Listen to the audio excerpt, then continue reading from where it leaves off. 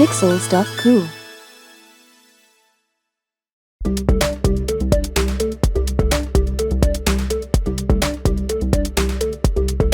Welcome to you. This is the second explainer in this beginning 3D series. To follow along, you'll need a free Tinkercad account. Tinkercad is completely free and runs in your web browser. Head to this site and get yourself set up. In this explainer, we'll introduce how to navigate the Tinkercad interface, add simple 3D objects to a scene, and scale and rotate them. For links to useful resources, see the website. I've headed to tinkercad.com and logged into my account. This homepage is referred to as the Tinkercad dashboard. It does change from time to time, so don't worry if your dashboard looks a bit different to this. Click on New, 3D Design. Welcome to the main Tinkercad interface. Think of this workplane as a floor on which you'll place or build your 3D shapes and models. This could be the floor of a room, or the build plate of your 3D printer. Often you'll want 3D objects to be placed on the floor, but as we'll see later on, this is not always the case. To move the workplane in virtual 3D space, start by holding down your right mouse button and move the mouse. When we start adding objects, this will help us to view them from any angle. To zoom in or out, roll your mouse wheel forwards or backwards. Notice how this cube at the top left of the window rotates to reflect the current orientation of the workplane. You can hold down your left mouse button on it to move the workplane. You can click on a face of the cube to precisely view the plane directly from above or from the back, for example. This can be important for precise work. These pale icons running down the left side of the interface offer another way to do what we've just been doing. This can be useful if you don't have a mouse to work with. Now let's check out the 3D shapes Tinkercad already has built in. You can hide or view the Shapes panel by clicking here. The Basic Shapes category will probably contain what you're expecting, including cubes and spheres. Notice you can also create 3D text in Tinkercad. We'll do this in a later explainer. The software also offers a Design Starters category, which includes ready-made letters and numbers. These could be useful if you're an educator, for example. The final category I'll mention for now is Everyday Objects, which includes a mobile phone and a laptop. As you can see, there's plenty to explore, so just take 5 minutes and see what's available.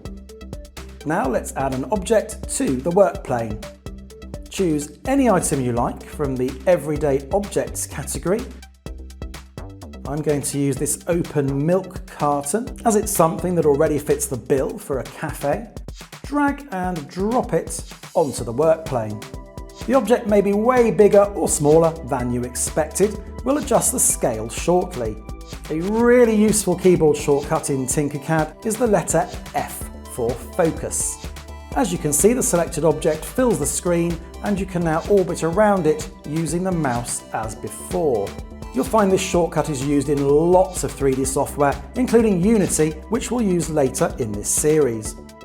Every three-dimensional object must of course have 3 dimensions. To change these dimensions, you can independently drag the height handle like this, the width handle, and the depth handle.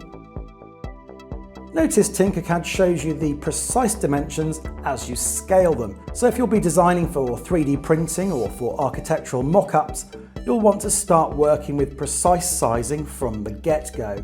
By default, Tinkercad works in millimeters. To change this, tap the Edit Grid button here towards the bottom right of the window and make any changes.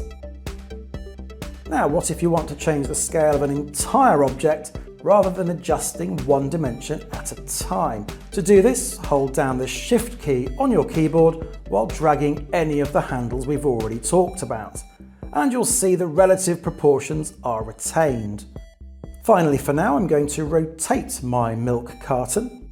I'll drag this handle to pour the milk, Dragging close to the object rotates it in 22.5 degree increments, perfect for snapping to horizontal or vertical axes, and dragging further out from the object will rotate it 1 degree at a time to help you with precise adjustments. Scaling and rotating is literally at the heart of every 3D design program, so we're officially up and running. Finally, for now, if you're wondering what the odd words are here at the top left, this is the name Tinkercad has given this project. Click on it and call your project something more sensible. As Tinkercad runs in your browser, there's no need to save a project as you go.